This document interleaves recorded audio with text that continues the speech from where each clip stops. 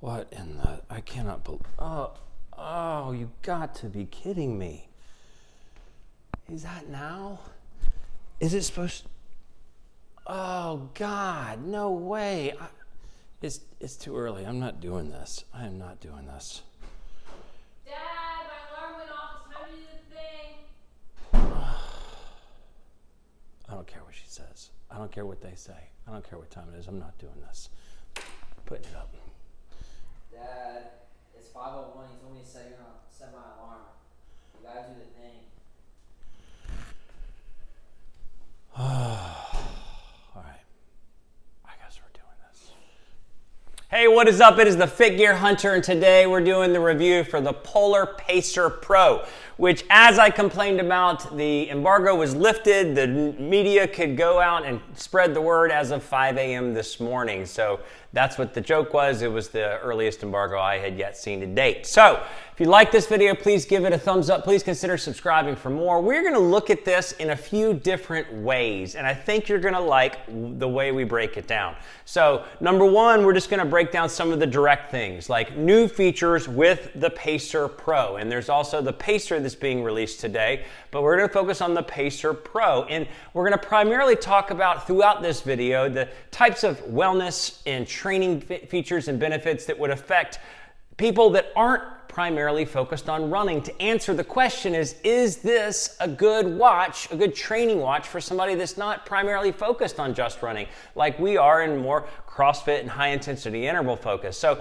the first thing we're going to do is talk about the new features. And we're going to mostly just look at hands-on or look at it on the app, not a lot of direct talking. The second thing we're going to do is talk about the same features that flow through from the Polar OS, the Polar operating, or not the OS, but the Polar app, the Polar Flow, and all the different aspects in the way Polar breaks down your wellness and your training regimen. The third thing we're going to do, which I think is what the part you're going to like the most, is I'm going to compare the Polar aspects of training and wellness alongside some of the other primary competitors. So we're going to look at it compared to Garmin, compared to Coros, compared to Whoop, and even slightly compared to Suunto. So it's going to break down so you can feel. So as we'll see, there might be a little bit limited new feature set, but you can compare what Polar offers already and is just a part of this as it relates to other training systems, training platforms, and obviously training watches. And then last but not least, we're going to compare it just directly to some of its direct sort of price competitors, or market competitors in this particular space. And then we'll just talk about summary of pros and cons. So with that, we're going to first dive into the new features, look at it hands-on, maybe touch on the app if there's anything there to see, and then we'll get into some of the repeats. All right, and here you have it, the Pacer Pro, and you can see that it comes with a long band and a short band. This is the first time that a short band's actually been perfect for my wrist. I think my wrist is 179 centimeters. And I don't know if this is just the media kit, but they also added the shift bars, which basically you pull these bands off and you replace the bands with this contraption here, and it basically functions as a quick release replacement if you want to buy cheap bands on Amazon. So you can see overall the quality of the design. It is a 45 millimeters across, but the interesting thing is how they've changed the heart rate monitor. So they've taken out the ridges here. So this is 12 millimeters thick. I'm going to say that again. It's 12 millimeters thick. And that is really thin, ladies and gentlemen. So let's take it as it compares to its big brother, the Vantage V2. So you can see a sheer difference. This one's like 15.5 millimeters thick versus 12. One of the other things that is really awesome is, let's look at these two side by side, because the new thing about this is the overall design. So this is the Vantage V2, which is one of their premier top of the line watches, and this is the Pacer Pro. But if you look at it, they look very similar. And if you get the all black model, it's going to look super similar. Now the Vantage V2 has an all aluminum case. This has a plastic case, but look at the button detail. I mean, it is fantastic build design. I mean, obviously the Vantage V2 uses the same watch attachments, but look at this, and you get the two-tone. I mean, white wasn't my color of choice, but you take what you can get. But just really, really, really fancy, and you can see that it it looks the same. So like this is going to be like the same backlight, the same, it's the same brightness. So taking this to a light meter, they're both 27 lumens, 27 to 29 lumens, which is probably like the 50% range of most of the transflectives. So it's not the brightest watch in the universe. Looking at it with the naked eye, this, the Vantage V2 looks like it has maybe a little bit sharper colorization. But the other thing that's different, and you can't quite see it on the video, but they brought the actual screen closer to the glass. So originally, I think it was like a millimeter and a half below the glass. The screen actually sits deeper recessed into the original watches. And now the screen is up towards the glass in a closer way, which creates what they call a better experience. The next thing that's this watch is that it's got a 2 times faster processor, which is supposed to make it more zippy and, overall, positive in that way. It's got all the same training features.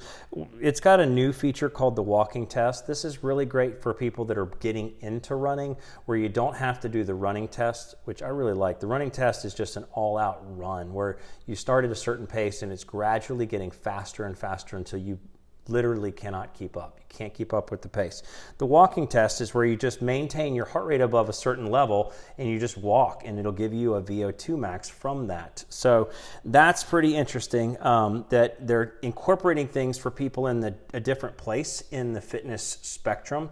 I did it and I thought it was interesting. So the last thing we're going to touch on is the differences in the overall design of the Polar Precision Prime heart rate sensor. So you can see it's got this big lip, which would give you the feeling that it's, this lip is pressing into your skin. And if you wear a Polar watch tight like you probably should, then you'll see an impression. And before I touch on that, one thing that is a bummer is that it's using this new charging system, like a magnetic charging system versus the old pucks. So this used to be what attaches to all the other watches, and this is the new system, so that's a bummer. But either way, the heart rate sensor, so we're going to take this through the full testing. I'm going to show you 2 quick videos now, but these are the new features that are included on the Polar Pacer Pro, and then we'll talk about the features that are repeat, that maybe are on the Vantage V2 or on the Grid X Pro, that are also on the Pacer Pro in our next little segment. So let's look at how it performed in the first 2 CrossFit workouts. All right, so here you can see in the first workout that there's, definitely the thick red is the chest strap translated through the Garmin, and the red line is the Polar Pacer Pro. So you can see that it's peaking out a lot more than the Garmin or the chest strap was. And then in the second workout, you can see it's falling a little bit below the peaks.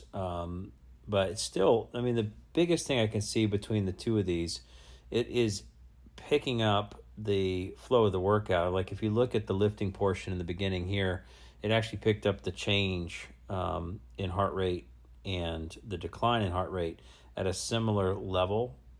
Okay, so now we've seen the basic set of new features. We're going to look at some of the same features that Polar's been offering for a long time, and they've been evolving for a long time across their platform, as it specifically relates to wellness, recovery, sleep, and training aspects. And then we'll touch on some of what I feel like are lesser important benefits that are also offered in this watch, along with many of the other Polar watches. All right, so what you can see on the watch when it comes to wellness and benefits there, obviously we're just going to talk about wellness, sleep recovery, and then we're going to talk about training aspects. So you have this activity bar, which basically just is your steps for the day, but it takes into account just in general how active you've been, which I find really helpful. I'm going to bring the watch down just so it has a little more steady so that it doesn't move around as much as some people have said.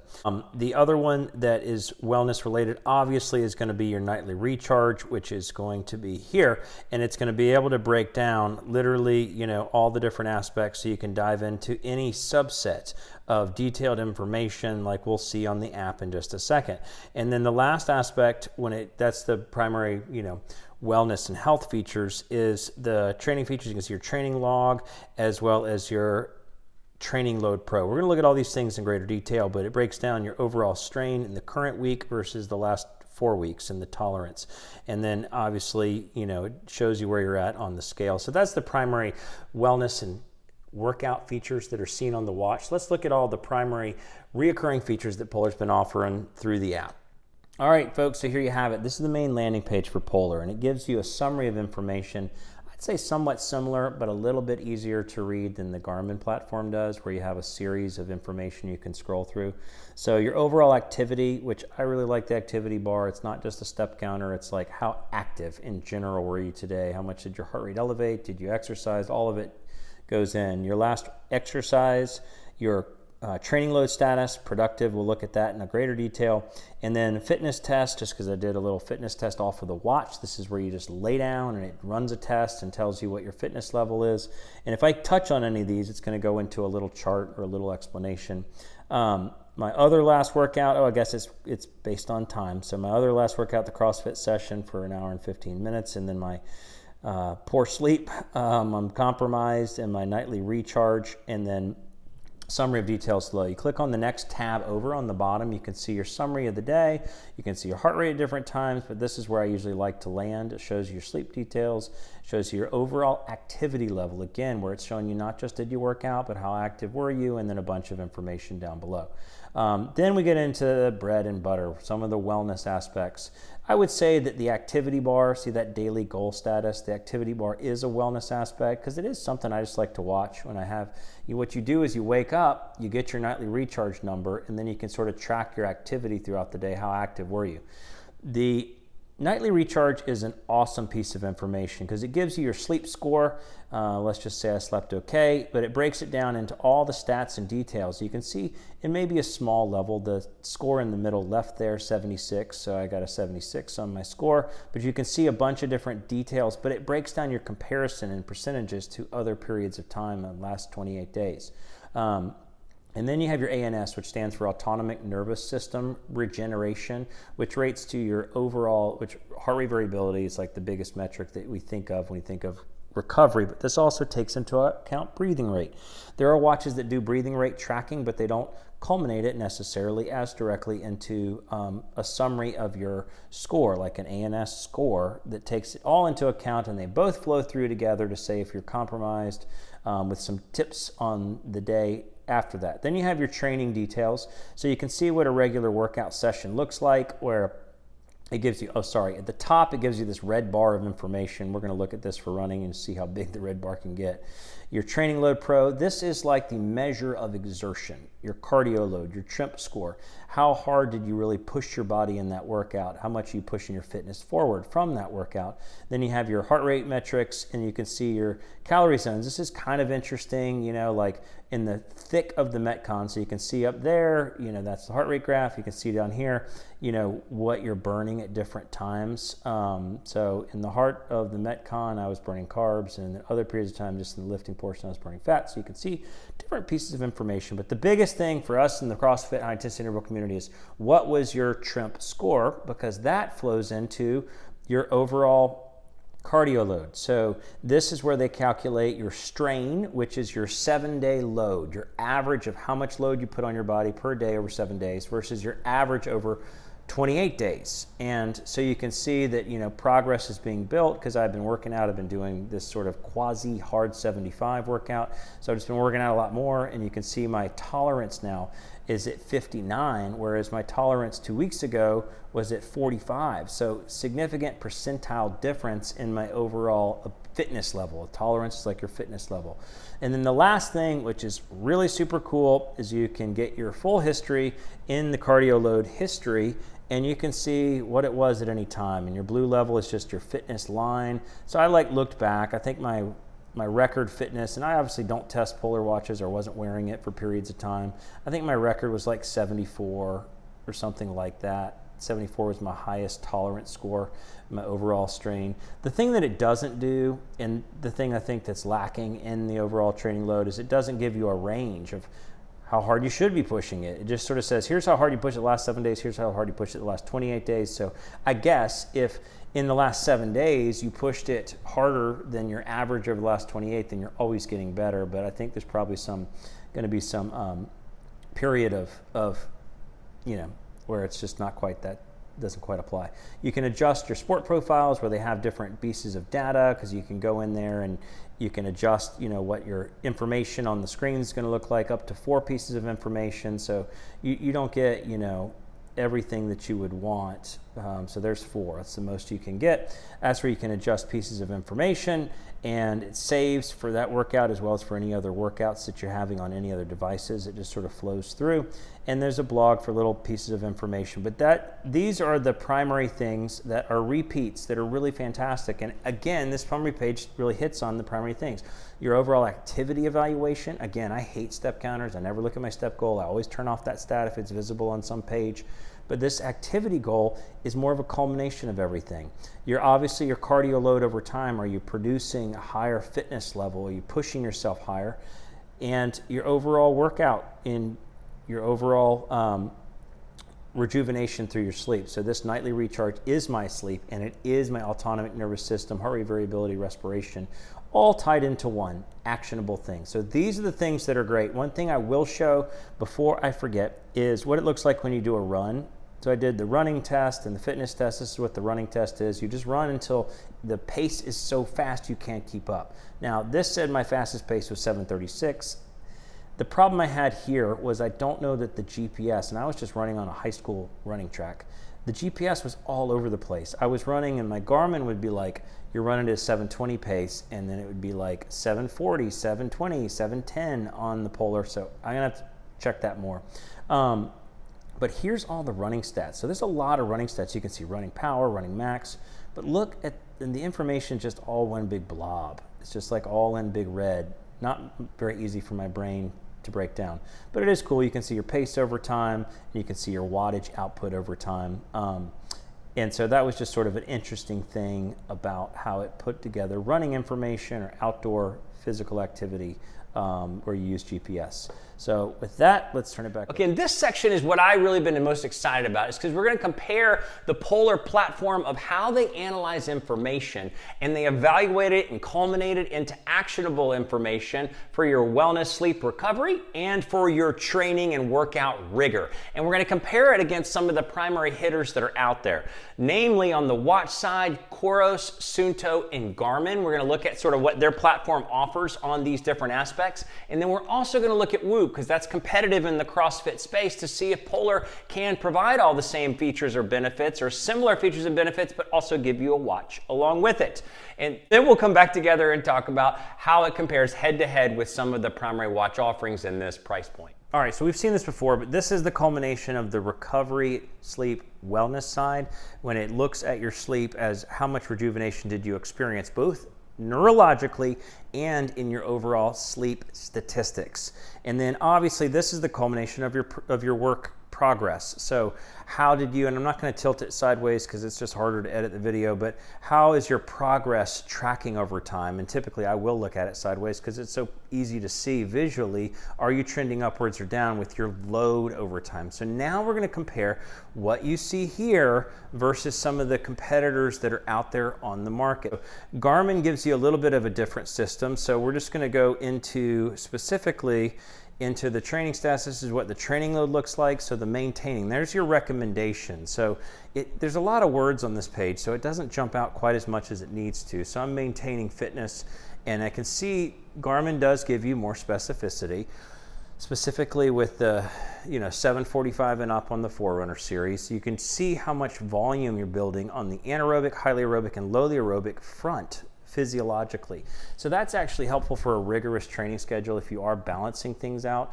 You can see each exercise type, whether it touched on, like you see the colors, sort of small, but in the middle, anaerobic, highly aerobic, low aerobic, you can see the colors of where you logged time in each of those fitness areas, where primarily the workout was focused on one general benefit or over another.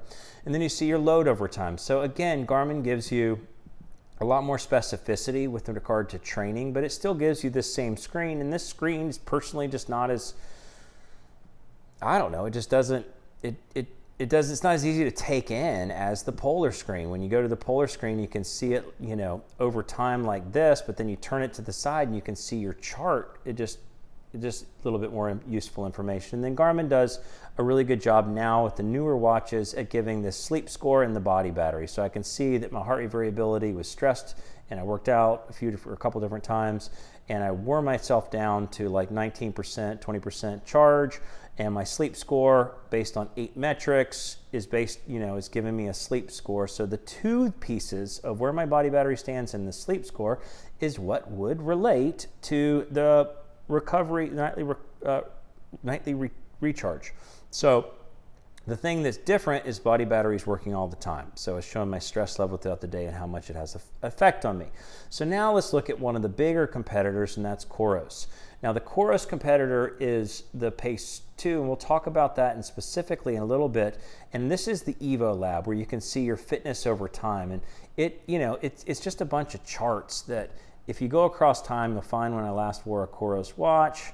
And you can see it here where you chart your fatigue level, like how much strain you've been putting on average, your load impact of the workout, particularly the one you did. But you can see if you turn all those off, you can just see your base fitness. Is it going up? Is it going down? Are you generally trending upward? So that's helpful. And then the 7-day load. Again, one thing that's good about the Coros platform is that they give you the load range. So at any one point in time, you can see the recommended range as well as your 7-day load. So this is a little bit easy to maneuver and easy to see. So that is what Coros does well. What Coros does poorly is you have to run for 300 minutes over the course of 42 days to get any of these metrics to start working. If you're a runner, there's even more stats we could look at, but I'm not going to look at them.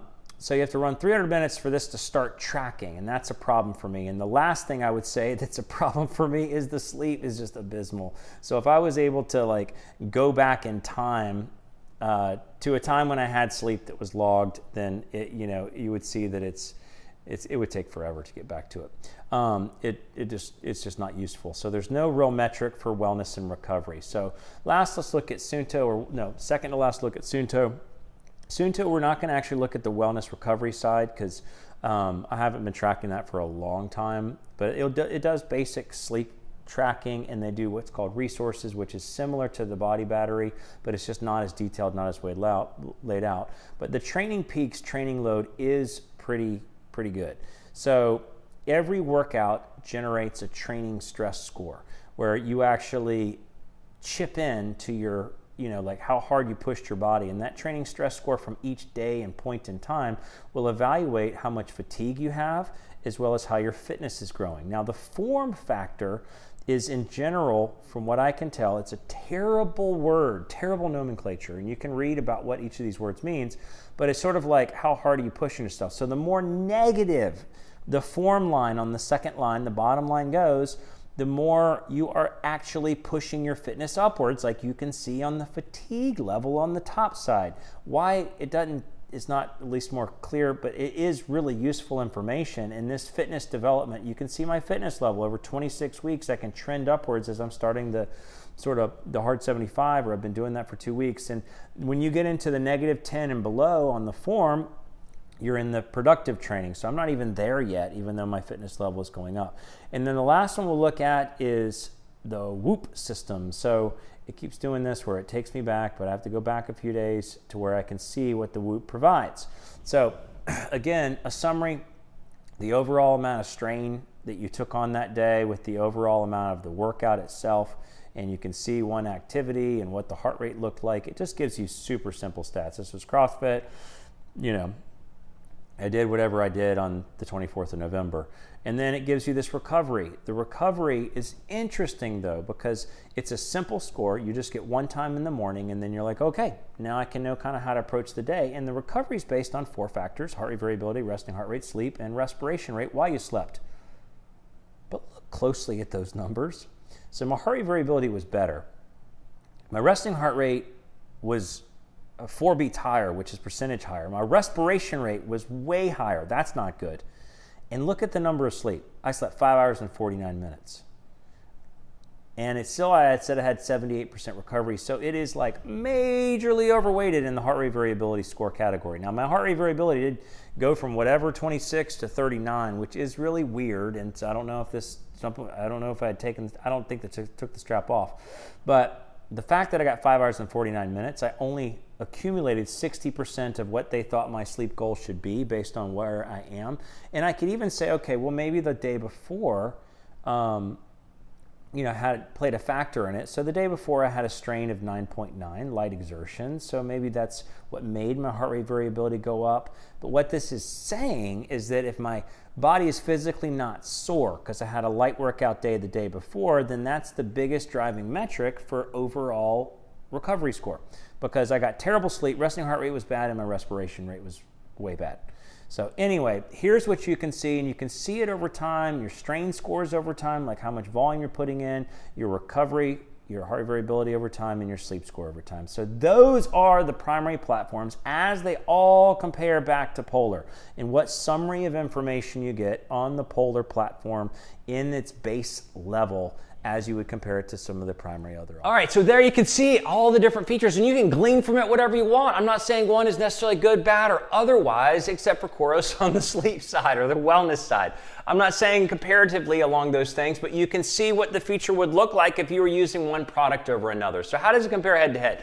This is actually coming in as sort of a quasi-replacement for the Polar Vantage M2. And I feel like this is a much better solution. The Polar Vantage M2, I'm not sure if it got the backlight adjustability update that the Vantage V2 did, as well as obviously the Grit X Pro did. But the thing about the M2 is I didn't love the build quality. I didn't love the feel. Whereas now they've replicated this build quality in sort of a Polar Vantage V2 type of comparison, but at a cheaper price point. And I am really digging it. I really, really like this over the M2, and some of the features are going to be very similar, but just in a much sleeker, better compromised body, better compiled body, as well as a faster processor and a brighter screen that has more control. How does it compare to the Polar Vantage V2? So the Polar Vantage V2 is a tough one because if you are not primarily a runner, and running is not like all you live and breathe to do on the fitness side, that I just think I would look here. I have loved the Vantage V2 for the overall build, look, and design, and this is so much like it. Sure, you're not getting a full aluminum body, but you're getting the same or a better heart rate sensor, and I'm sure the algorithm's going to flow down to the Vantage V2, but either way, whatever they're doing to tweaking the diodes, it's probably going to be very similar in the same screen brightness, the same screen clarity, and it looks and feels like the Vantage V2, it just costs a whole lot less. Obviously, if you're comparing this to the Polar Grit X Pro, the Polar Grit X Pro is going to offer a lot more, or I wouldn't say a lot more, but enough, few of the features of the outdoor space. It's the same features that are also flowing through to the Vantage V2, and I'm not going to even get into a breakdown of what those specialty features are. You have like the Recovery Pro, we touched on some of that, but the Grit X Pro has just a different look to it. It's just got a cooler, more rugged look, and I really dig it, and if you really dig it, then maybe that's the one to look at. How does it compare in the competitors in the space along other product lines? How does it compare with the Coros Pace 2, like what everybody said is the most affordable all-in-one watch? I think this is better. Now, the Coros Pace 2 actually offered running power at a cheap level or an inexpensive price to get running power on the wrist.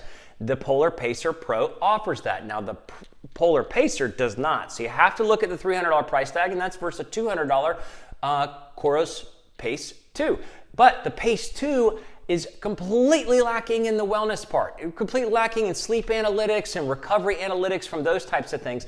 And to activate all those beautiful features like we touched on in the summary of like all the training specifics, like you would compare to the Training Load Pro on this, all the Evo Lab specifics on the Coros, you have to run for 300 minutes and then it starts your tracking. Then you're starting from ground zero, or at least that's what I felt in my perception of going through that whole experience. So I would say this is as good in the training aspects, the workout rigor aspects, and the overall, wattage output aspects, the VO2 max aspects, as the Coros Pace 2, but also you get wellness and you get a much brighter screen. The Coros Pace 2 is about half the brightness of this and does not have the quality of colorization in the overall, the look of the colorization of the transflective screen. And then how would this compare to like maybe the Garmin 245? Now, I have to sweep out the Vivo Active 3, the Vivo Active 4, the Venue 2, the Venue 1. You have to sweep those out because those do not contain training aspects. They don't contain recovery time, training effect, training load over time. They don't contain any of those things, so they're unfortunately just not going to be a competitor here. But if you compare the cheapest of the Forerunner series that does have the training aspects, it's the Garmin Forerunner 245, which is a little bit out of date, so hopefully that'll get updated sometime soon. But this would compare well head-to-head. I think that, Garmin on the training side is giving you training effect from an aerobic evaluation and an anaerobic evaluation, so you can see a little bit of how that workout affected your overall fitness conditioning in particular ways, and then they just get training load like this does get training load over time. But the other thing that the 245 is lacking is the evaluation of a sleep that gives you actionable metrics. So the sleep evaluation on the 245, I think the algorithm has been updated to a first beat analytic algorithm, but either way, it does not have a sleep score. It doesn't have a sleep widget on the watch, and this has all of it on the watch, coupled with not just the sleep, but the autonomic nervous system rejuvenation built into nightly recharge. So I would say this is a little bit of a leg up, unless you're just addicted to the Garmin operating system and the platform. And then the other one is like Suunto, the Suunto 3, maybe the Suunto 5. How would they compare here? I feel like something's going on with Suunto where they just need to kind of get their stuff together. I think that some of the features are going to be very similar on the Suunto 5, Suunto 3 versus the Polar Pacer Pro, but I do feel like the Polar Pacer Pro is a little bit more direct, simple, all-in-one package, but it for sure has just a much better visible screen and quality and clarity on the screen to make for a better day-to-day watch usage. So with that, let's talk about, in summary, pros and cons, issues of things that I came across in my initial testing of the Polar Pacer Pro. Some of the things I like and don't like, and specifically as it relates to somebody that's training CrossFit or high intensity interval training versus somebody that's just training in running or maybe training in triathlons or something like that, is I feel like, in simple terms, this is a awesome all-around looking watch. The build quality, the build design is fantastic. This is the first watch band that is a fixed band that I like it relative to a floating band where you can swap out, interchange, because I feel like they just nailed it. They always design watches, and the bands are always, in my opinion, fantastic from the Polar. So, first time I've liked it. I think the build quality is fantastic at this price point. It's sleek, it's professional, but it gets the job done. The nightly recharge has been something that I've loved for a long time. Just clear, actionable information that is not just related to sleep. Obviously, the Garmin body battery, I'm a even probably bigger fan of when it comes to just an overall physiological measurement, but the nightly recharge and the autonomic nervous system review of all the stats and details and how they take these two pieces of information, they flow it through to one summary of how you're doing from your nightly recovery, I think is fantastic. And then Training Load Pro, although it is a little bit more simple relative to the Garmin platform, the fact that it's just sort of like, what's your load this week versus your load over the last 28 days. It's a little bit simple there. They're not giving you a range of loads. You need to target for your overall fitness level. So that is a downside. But the fact that I can see my history and I can see it easily trackable, and it's an easy to sort of take in number versus like the way that the images look on the Garmin system, or even on some of the other systems that are out there, like the Coros system. It just looks way better. But it's also easy to see all of my history throughout all time, and it's easy to understand and digest as it's coming in. What are the cons with this? Now, it is obviously a watch for the majority of the day, not just a workout vehicle, and for whatever reason, the way that Polar has written their functioning system and communication with the phone, and I'm speaking specifically for iPhones, the notifications are still terrible. Like, terrible. Like, in this day and age, for a phone to not get notifications all the time, you get a notification on your phone, it should flow through to your watch like it does for every other watch out there. Notifications will get truncated. Like, there'll be periods of time where I don't get any notifications, and then periods of times where it just gives me a whole bunch of notifications at the same time that from the past.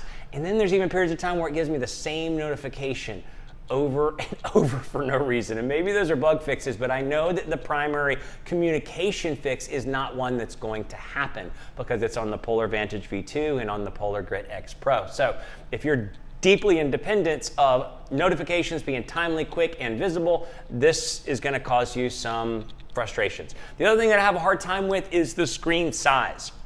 And not just the screen size, but the screen resolution, meaning 1.2 inches is now one of still the smallest screen resolutions, even in the transflective memory and pixel space of watches. But others are doing 1.2. A lot are drifting towards 1.3. And so now there's more capable, but the pixel resolution is still more dull than other transflectives that are still 1.2 inches are coming out. So again, that's frustrating that they're not upgrading the size of the screen because you have this huge bezel and they could take advantage of a lot more, create a much better overall experience. And you could obviously see a lot more data, or you could see your data bigger. Obviously, as I complained about some of the widgets, like the pieces of information, the heart rate widget, like where you get a watch face, which is like your version of a widget as it compares to some of the others like Coros and Garmin that have like the platform of pieces of information you could dive into. So it's like a watch screen changing, but the fact that you don't have a logbook, like you can't access. If you turn off the logbook or your workout history watch face because you don't want to see it, because I think it's not, I'm scrolling around, I just don't want to see it. You can't go find that logbook somewhere in the watch. At least not that I've found. You have to find it on your phone. That makes no sense. There should just be a straight logbook, and don't let me see that as a watch face. I don't need to see that as a watch face. So some, not that great there. FitSpark I don't particularly use. Fuel-wise I don't particularly use, but the last little minor bit is if you do running and you are a runner or you are doing something that's outdoor that involves GPS or speed or pace or cadence, the way they compile information is not well organized, meaning like the run test that I did, the run stats from the runs and the walks that I've done, it's just like 100 stats in a big red block. That's not easy to digest. It doesn't help me like glean bits and pieces of information really quickly, and that's the world we live in. You can still consciously think, okay, this is what you have to do with my brain. This says running power, and then this says pace, and this says heart rate, this says average, this says maximum. And so all this information that relates to different physiological aspects, all in the same block. And they've been doing that for a long time, and I've complained about it for a long time. That's something I think that needs to be reworked and changed. So with that, all in all, at the $300, because I do like this version over the straight Pacer, I think the Pacer Pro offers the little bit more broadest feature set, and especially if you are going to do any outdoor activities, the barometer is going to make some difference there. I think this offers a great competitive feature set at $300 for the look, beauty, quality, and design that is competitive for the most part in the market today, and is definitely functionally useful for somebody that's training CrossFit or high intensity interval training. So with that, it's the Fit Gear Hunter. Thanks so much for watching.